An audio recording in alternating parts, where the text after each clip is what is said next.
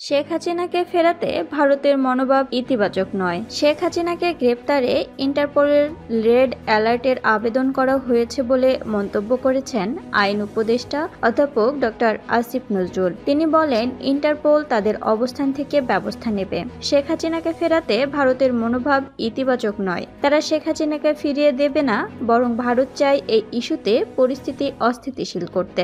মঙ্গলবার সচিবালয়ে এক ব্রিফিংয়ে সাংবাদিকদের তিনি এসব কথা বলেন। আন্তর্জাতিক অপরাধ ট্রাইব্যুনালে জুলাই আগস্টের গণহত্যার বিচার কার্যক্রম চলমান উল্লেখ করে আইন উপদেষ্টা বলেন, ট্রাইব্যুনালে এর মধ্যেই ৩০০টি অভিযোগ, ১৬টি মামলা দায়ের করেছে প্রসিকিউশন। তার মধ্যে ৪টি মামলার তদন্ত কাজ ফেব্রুয়ারি মাসে শেষ হবে। এরপর অভিযোগ গঠনের মাধ্যমে বিচার কাজ শুরু হবে, আর ঈদের পর এপ্রিলে সাক্ষ্য গ্রহণ শুরু হবে। এছাড়াও অক্টোবরের মধ্যে ৩ থেকে ৪টি মামলার রায় হবে বলে আশা করছে।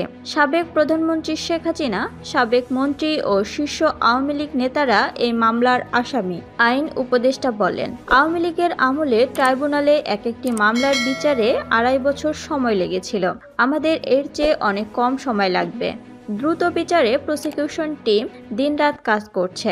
আগামী অক্টোবরে ৩ বা ৪টি মামলার রায়ের আশা প্রকাশ করছে। সাইবার সিকিউরিটি আইনের মামলা প্রত্যাহার করা হয়েছে বলে জানিয়ে তিনি বলেন, সাইবার সিকিউরিটি আইনের মত প্রকাশের স্বাধীনতা সংক্রান্ত ৩৯৬টি মামলা বিচারাধীন ছিল। এর মধ্যে ৩৩২টি মামলা প্রত্যাহার করা হয়েছে। বাকি ৬১টি মামলা ফেব্রুয়ারির মধ্যে প্রত্যাহার হয়ে যাবে, আর ৩টি মামলা উচ্চ আদালতে বিচারাধীন থাকায় প্রত্যাহার করা হচ্ছে না।